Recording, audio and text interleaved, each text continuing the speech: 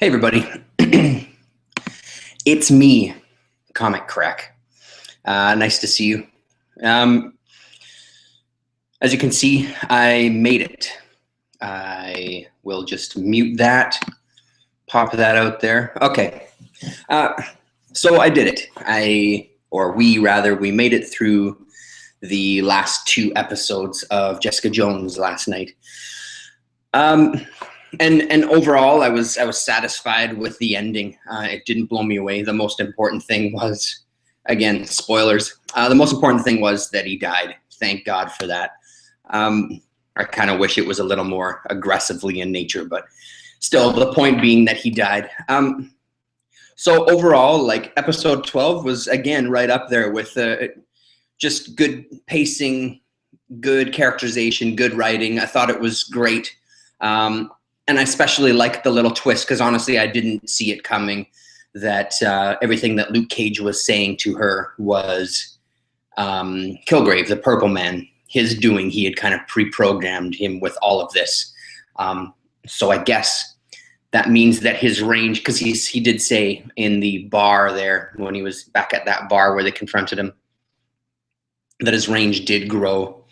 I thought that was really clever. I mean, because at the time it was happening, it was some really nice, genuine moments. And again, something seems to happen when when certain actors work together, because the guy who plays Luke Cage is pretty decent and Jessica Jones is pretty decent, yeah, that actress. So together, those scenes were really good.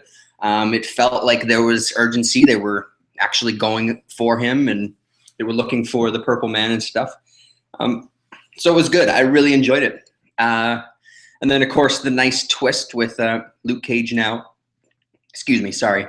under his control now going after Jessica was great. And it was another half-decent fight scene, a little awkward at moments, but overall pretty damn good.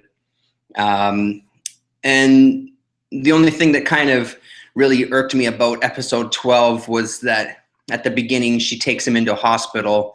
90 seconds later, it's this big, oh, we've got to get out of the hospital. It's like, well, he kind of brought him there. I thought that was kind of weak. I didn't really like that. I understand that maybe she was in the moment of going for it and things like that, wanting to protect him and things. And that was just her instinct to go to the hospital. And then when she was there, realized, oh, shit, this is probably a really stupid idea.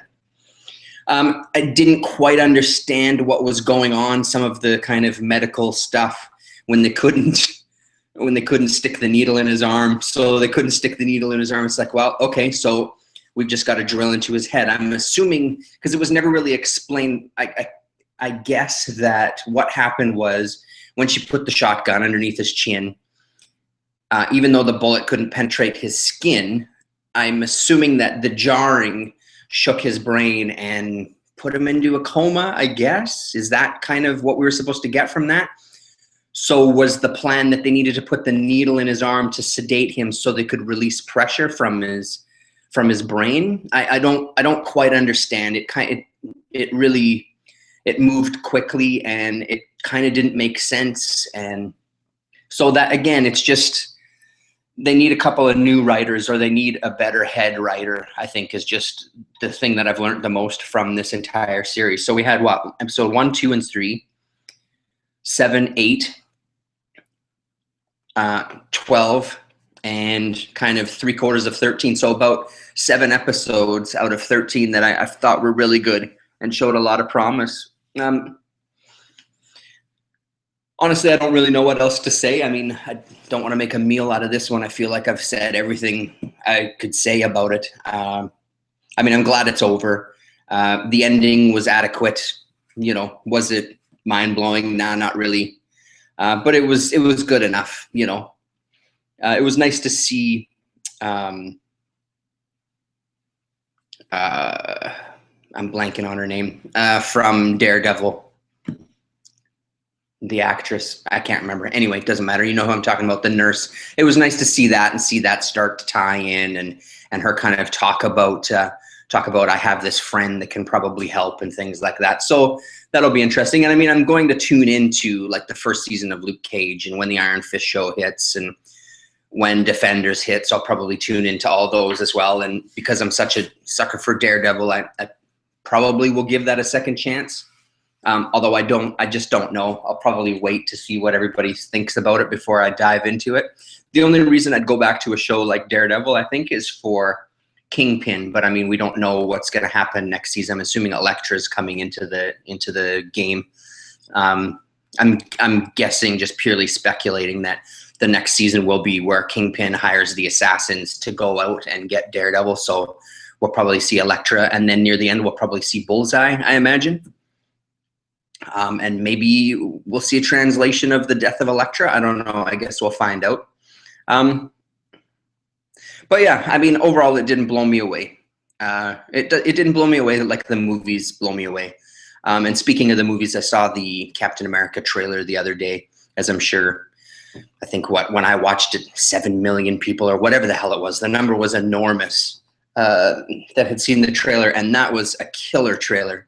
I remember when the second one came out being really blown away, but I'm pretty excited to see it. But this one kind of just brings that excitement back and amps it up. I think it looks fantastic. I love the shot near the end of the trailer where it's kind of behind Iron Man and Bucky and Captain America are just fighting with him and he's back and forth. I think that's an amazing shot. I really hope that stuff like that plays out in a one shot, because something that they've really nailed down in that Captain America is how Cap fights and how he moves and how he's so physical that they didn't quite have in the first episode. They didn't have those kind of stunts or ideas worked out, it didn't seem like. But in the second one, especially at the beginning when he's on that ship and there's the wide shot of the ship and he's running along the deck and like just jumping through doors and stuff, I love that kind of stuff. And it looks like they've kept a lot of the stunt team, kept a lot of the fight coordinators, that sort of thing,